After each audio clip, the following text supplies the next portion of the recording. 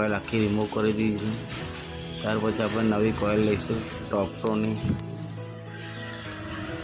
7 મહિની coil છે એ લગાવીશું।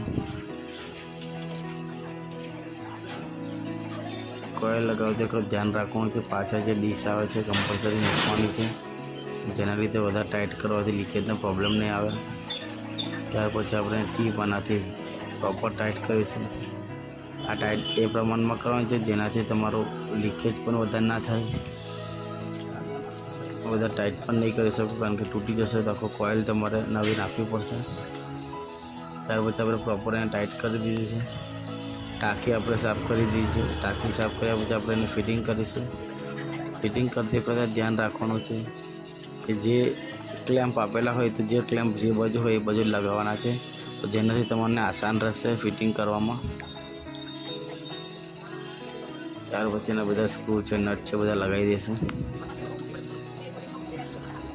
ગીઝરમાં wiring જે હોય છે જ્યાંથી કરો ત્યાં જ વાયરિંગ લગાવવાનું છે। ના ખબર પડે તો એનો ફોટો તમે લઈ શકો છો, અથવા તો ગીઝરની એકવાર વાયરિંગ તમને સમજાવી દઉં। જે મેઇન લાઇન આવે છે રેડ લાઇન, ત્યાંથી થર્મોસ્ટેટમાં આપવાનું છે, રિલેમાં આપવાનું છે। રિલેમાં આપીને રિલેનો એક રેડ વાયર છે થર્મોસ્ટેટમાં જશે અને બીજો વાયર જે છે એક વાયર થર્મોસ્ટેટમાં જશે, થર્મોસ્ટેટમાંથી નીકળીને કોઇલમાં જશે અને બીજો વાયર છે એ એલઈડી સ્વિચમાં જશે।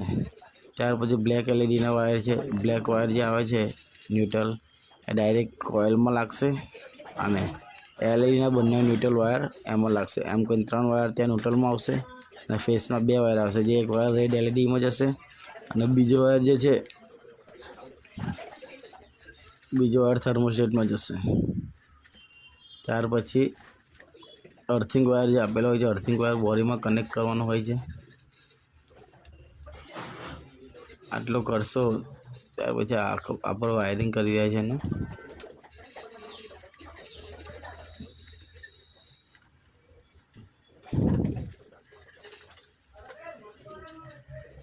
કોઇલ ગમે ત્યારે નાખો, કોઇલને પહેલાં ચેક કરીને દુકાનમાંથી લાવે કારણ કે કોઇલની કોઈ ગેરંટી આવતી નથી।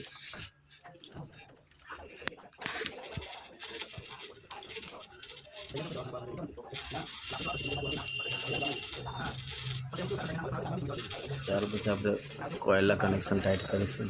કનેક્શન ટાઈટ કર્યા પછી નટ ટાઈટ કરીશું।